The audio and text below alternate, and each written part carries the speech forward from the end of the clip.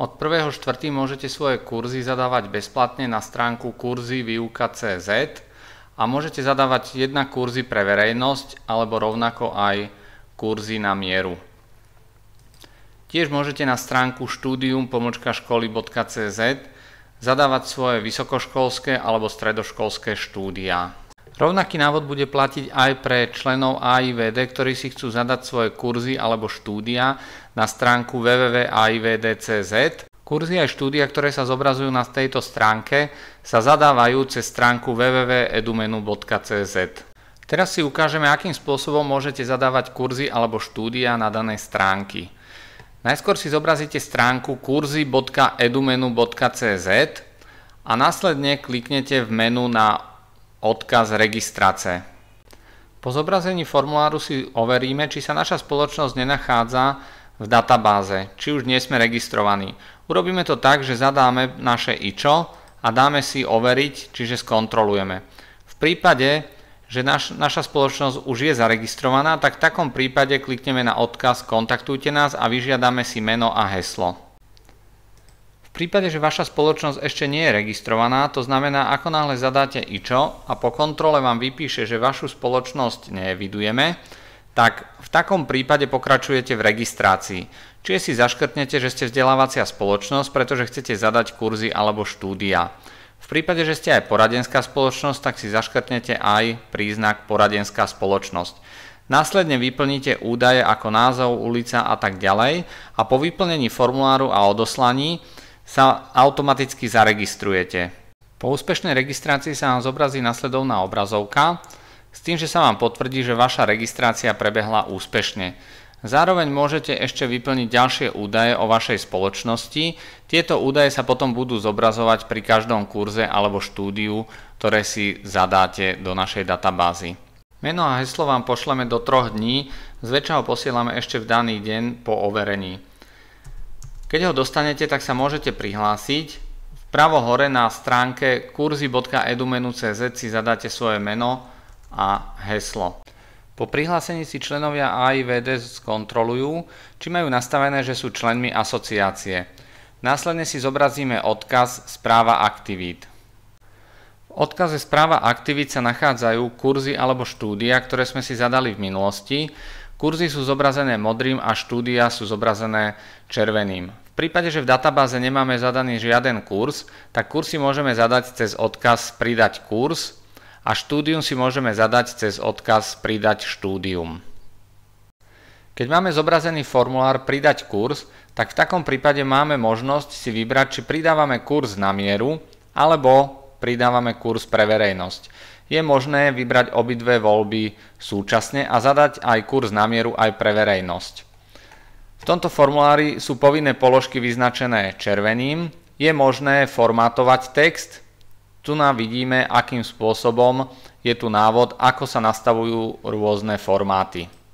Ak pridávame štúdium, tak platia rovnaké pravidlá, s tým, že si vyberáme, či pridávame stredoškolské alebo vysokoškolské. Podľa toho sa nám zobrazia ďalšie voľby pre zadávanie štúdia. V prípade, že máte objednané aj platené služby a chcete využívať aj neplatené, to znamená zadávať aj free ponuky, tak v takom prípade sa vám na spodu zobrazia tzv. Publikačné možnosti alebo publikačné údaje, kde si vyberiete, či chcete daný kurz nastaviť ako top ponuku alebo ako free ponuku, po prípade, či ju chcete publikovať na stránke aivd.cz.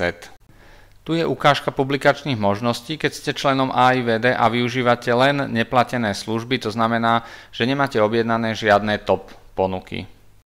V prípade, že nie ste členom AIVD a takisto nevyužívate platené top ponuky, tak sa nebude zobrazovať žiadna publikačná možnosť, a to preto, pretože všetky vaše ponuky, kurzy alebo štúdia budú automaticky zaradené ako bezplatné ponuky, čiže free ponuky. Teraz si podrobnejšie vysvetlíme správu aktivít. Na úvod sa vám zobrazia, aké máte predplatené služby alebo akým spôsobom môžete publikovať vaše kurzy alebo štúdia. To znamená, že zobrazí sa vám, ak ste členom AIVD, tak sa vám zobrazí, že môžete publikovať neobmedzený počet vašich kurzov alebo štúdií na stránke www.aivd.cz.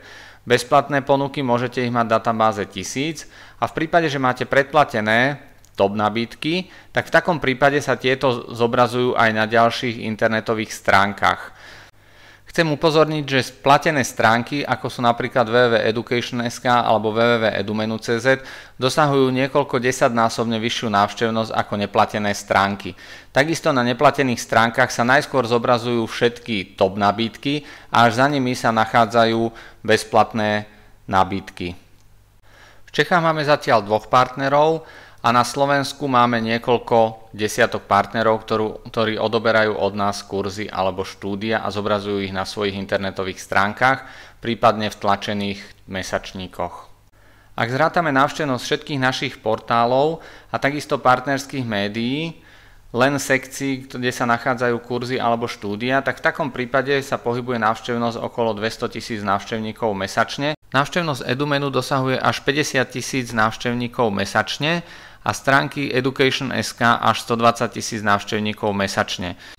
Na Slovensku prevádzkujeme najnavštevovanejšie vzdelávacie portály, Education.sk je najnavštevovanejší, Kurzy.sk je druhý najnavštevovanejší a Školenia.sk je väčšinou tretí najnavštevovanejší vzdelávací portál.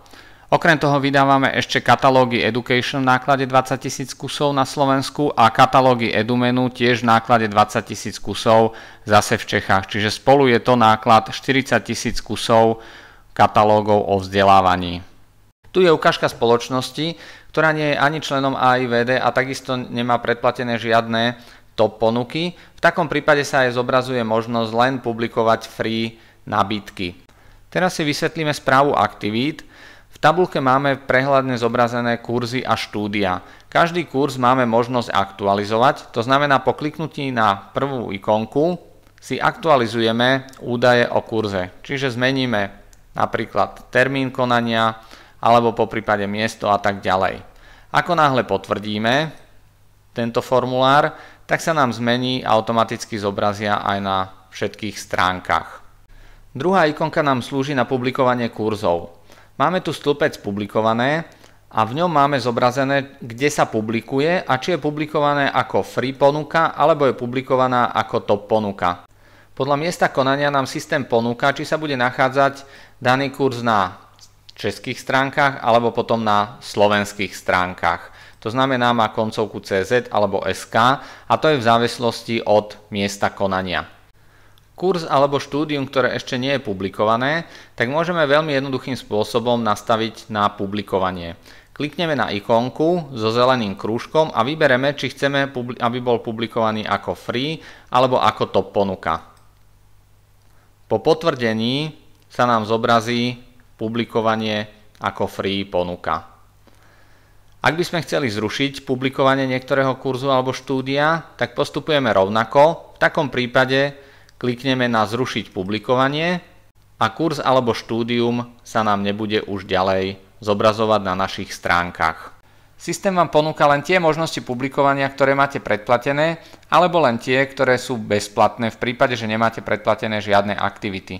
Ak aj omylom kliknete napríklad na publikovanie super ponuky a nemáte predplatené tzv. Body na super ponuky, tak vám systém nedovolí publikovať danú aktivitu ako super ponuku. Takže ak využívate len bezplatné ponuky, tak v takom prípade vám systém povolí publikovať len dané free ponuky. Ďalšia ikonka je ikonka na zadanie prekladov.